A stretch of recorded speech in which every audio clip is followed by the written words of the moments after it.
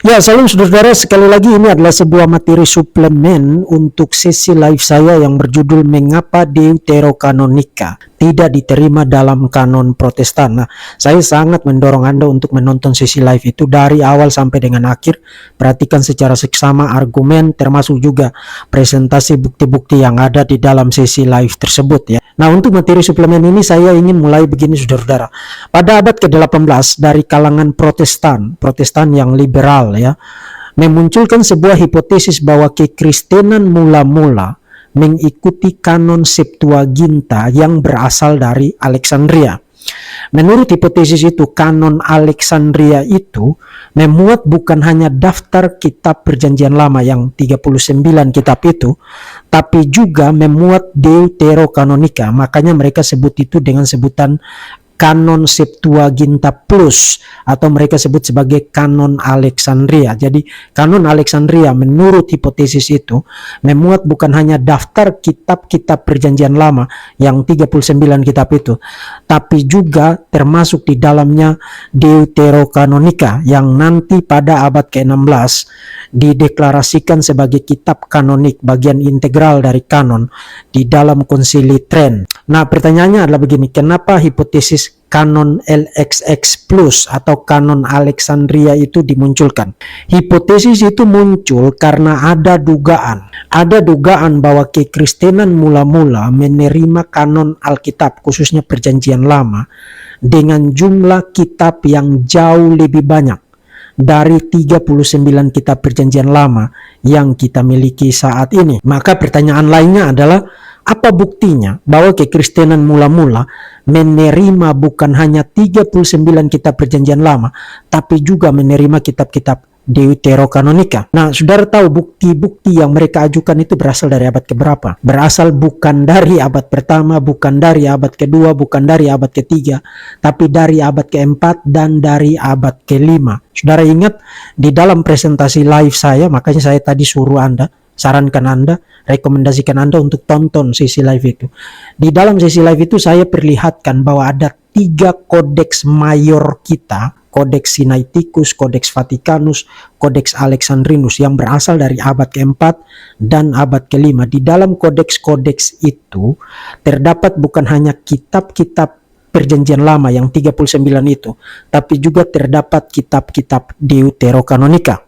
Jadi dengan mengamati fenomena manuskrip tadi, kodeks-kodeks yang tadi, para ahli itu berupaya menjelaskan dari mana asal usulnya, sehingga kodeks-kodeks itu pada abad ke-4, abad ke-5 itu memuat bukan hanya 39 kitab perjanjian lama, tapi juga Deuterokanonika. Artinya hipotesis tadi, hipotesis tentang kanon LXX plus atau kanon Alexandria, dimaksudkan untuk menjelaskan kenapa pada abad ke-4 dan abad ke-5 kodeks-kodeks utama itu memuat bukan hanya 39 kitab perjanjian lama, melainkan juga di dalamnya ada Deuterokanonika. Jadi karena fenomena-fenomena manuskrip itu, kemudian mereka munculkan hipotesis, karena orang-orang Kristen mengikuti tradisi kanon yang berasal dari Alexandria, yang hari ini saudara kenal dengan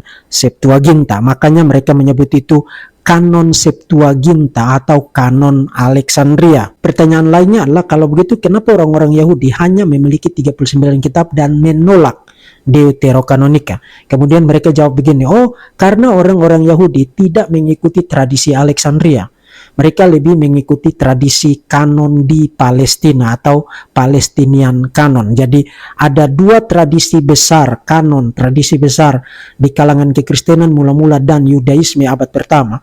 Tradisi kanon Alexandria yang diikuti oleh kekristenan dan tradisi kanon Palestina yang diikuti oleh orang-orang Yahudi. Itu adalah isi esensi dari hipotesis tersebut. Nah, di dalam perkembangannya saudara-saudara, hipotesis itu beredar lebih dari 100 tahun, bahkan di sana sini di kalangan orang-orang yang tidak terpelajar itu masih beredar ya. berasumsi bahwa meskipun kanon Ibrani itu hanya 39 kitab, tapi ternyata di dalam LXX itu jumlah kitabnya itu jauh lebih banyak, mencakup juga Deuterokanonika. Nah, saya akan buktikan sekarang bahwa asumsi itu, atau lebih tepat hipotesis itu, adalah sebuah mitos yang tidak terbukti dan memang tidak ada buktinya. Pada tahun 1964, seorang ahli perjanjian lama yang meraih gelar doktoral dalam bidang perjanjian lama menulis disertasi berjudul The Old Testament of the Early Church, dan disertasi itu diterbitkan oleh Harvard University Press tahun 1964.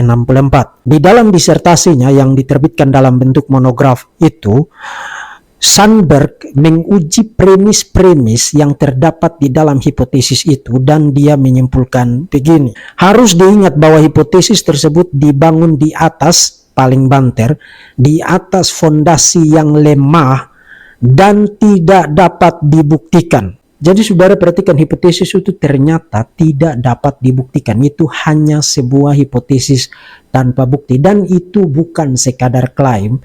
Karena saya di dalam video ringkas ini akan kasih saudara 4 alasan. 4 alasan kenapa hipotesis itu memang tidak terbukti dan tidak dapat dibuktikan. Pertama, tidak ada naskah Septuaginta sebelum abad keempat yang memuat baik daftar perjanjian lama maupun Deuterokanonika. Lee Martin McDonald, dia adalah seorang kanon scholar ya, ahli kanon yang dianggap paling otoritatif saat ini, menyatakan masalah terbesar dengan teori kanon Alexandria adalah bahwa tidak ada kanon Alexandria yang masih ada. Artinya tidak ada naskahnya. Tidak ada kanon Alexandria yang masih ada di mana seorang dapat merujuk kepadanya dan mengatakan bahwa kitab-kitab ini dan tidak yang lain yang terdapat di dalamnya. Jadi jelas ya, tidak ada naskahnya, itu hanya sebuah hipotesis. Kedua, Philo of Alexandria adalah sosok yang sangat penting untuk hipotesis tersebut, karena pertama dia berasal dari Alexandria, dan yang kedua dia hidup sejaman dengan Yesus dan para rasul. Philo of Alexandria di dalam tulisan-tulisannya mengutip secara formal dari kanon Ibrani. Sekali lagi saya ingatkan, ada 2 jenis kutipan, kutipan secara formal dan alusi. Jadi kalau seseorang mengutip secara formal, berarti dia memperlakukan sumber kutipannya itu sebagai teks otoritatif. Kalau alusi itu hanya membuktikan awareness, tapi tidak membuktikan bahwa kitab yang dialusi itu otoritatif. Itu saya sudah jelaskan di dalam sesi live saya, silakan tonton dan edukasi diri Anda. Philo of Alexandria mengutip secara formal hanya dari dalam kanon Ibrani. Dia tidak pernah mengutip secara formal dari kitab-kitab Deuterokanonika. Profesor John D. Mead ya, ini juga seorang ahli perjanjian lama sekaligus seorang kanon scholar, ahli kanon ya, menyatakan Philo of Alexandria hanya mengutip sebagai kitab suci. Perhatikan perbedaan kutipan formal dan alusi tadi ya. Mengutip sebagai kitab suci artinya hanya mengutip secara formal dari kitab Taurat dan para nabi, bukan dari kitab-kitab Deuterokanonika. Artinya sekali lagi, Philo of Alexandria tidak tahu menau soal kanon LXX plus yang memuat Deuterokanonika sebagai kitab-kitab otoritatif. Itu yang kedua. Yang ketiga, perjanjian baru itu mengutip secara ekstensif, secara luas dari Septuaginta, tapi juga tidak pernah mengutip secara formal dari isi kanon Alexandria atau kanon LXX plus tersebut. Sekali lagi saya kutip dari Profesor John D. Mead ya. Para penulis perjanjian baru dan para penulis Kristen mula-mula pada abad kedua hanya mengutip, sekali lagi hanya mengutip secara formal maksudnya, hanya mengutip dari kitab-kitab yang terdapat di dalam kanon Ibrani. Jadi bukan hanya para penulis perjanjian baru pada abad pertama, melainkan juga para penulis Kristen, bapak-bapak gereja pada abad kedua tidak mengutip secara formal, artinya tidak memperlakukan Deuterokanonika sebagai kitab suci, tidak mengutip secara formal dari kitab-kitab Deuterokanonika, yang berarti mereka juga tidak aware, tidak tahu menau mengenai ada keberadaan kanon Alexandria, kanon Septuaginta Plus, yang di dalamnya ada Deuterokanonika sebagai kitab-kitab otoritatif. No, itu yang ketiga. Yang keempat, silakan perhatikan di screen Anda, ada 12 daftar kanon atau kanon list dalam bahasa Yunani yang kita miliki sampai dengan saat ini, mulai dari tahun 100 artinya awal abad kedua sampai dengan tahun 400 artinya awal abad kelima. Dan isinya dari 12 daftar kanon itu, isinya konsisten dengan kanon Ibrani. Hanya ada satu kekecualian, yaitu Apostolic Canon tahun 380 ya. Sekali lagi itu abad yang keempat, yang memuat beberapa kitab Deuterokanonika. Selebihnya 11 daftar kanon itu konsisten dengan isi kanon Ibrani, atau seperti yang terdapat di dalam kanon Perjanjian Lama yang diterima di dalam tradisi Protestan saat ini. Itu sebabnya saudara-saudara, kembali lagi kepada MacDonald ya, Lee Martin MacDonald, yang adalah ahli kanon paling otoritatif saat ini. Dalam buku yang tadi saya sudah rujuk, memuat satu bagian ulasan di mana dia memberi subjudul untuk bagian itu, The Might of an Alexandrian Canon, mitos tentang sebuah kanon Alexandria. Nah, saudara jangan salah paham ya, para ahli yang tadi saya kutip itu, para canon scholars itu, tidak mengatakan bahwa LXX Septuaginta adalah mitos. Bukan, mereka tidak mengatakan begitu. Jangan salah paham, jangan straw man. Yang mereka katakan adalah hipotesis mengenai ada satu daftar kanon yang disebut kanon LXX, yang di dalamnya memuat bukan hanya 39 kitab PL tapi juga kitab-kitab Deuterokanonika.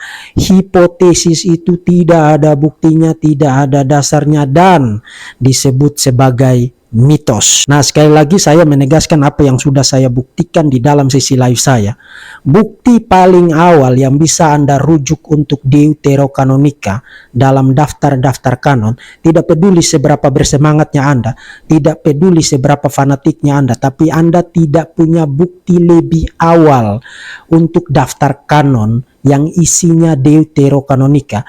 You tidak punya bukti itu lebih awal dari pertengahan abad keempat. Sementara kanon Perjanjian Lama, kanon Ibrani yang juga diterima di dalam kanon Protestan saat ini, itu you bisa trace back, telusuri ke belakang itu bahkan sampai kepada awal abad kedua. Setidaknya menurut bukti-bukti dari daftar-daftar kanon, 12 daftar kanon, mulai dari abad kedua sampai dengan abad keempat yang tadi saya sudah perlihatkan. Akhirnya saudara-saudara, saya berharap materi suplemen ini memperkaya wawasan Anda, horizon Anda, dan pemahaman Anda akan sejarah kanon Alkitab, khususnya kanon Perjanjian Lama dan Allah Tritunggal. Bapa, Putra, dan Roh Kudus memberkati Anda sekalian, dan Salam.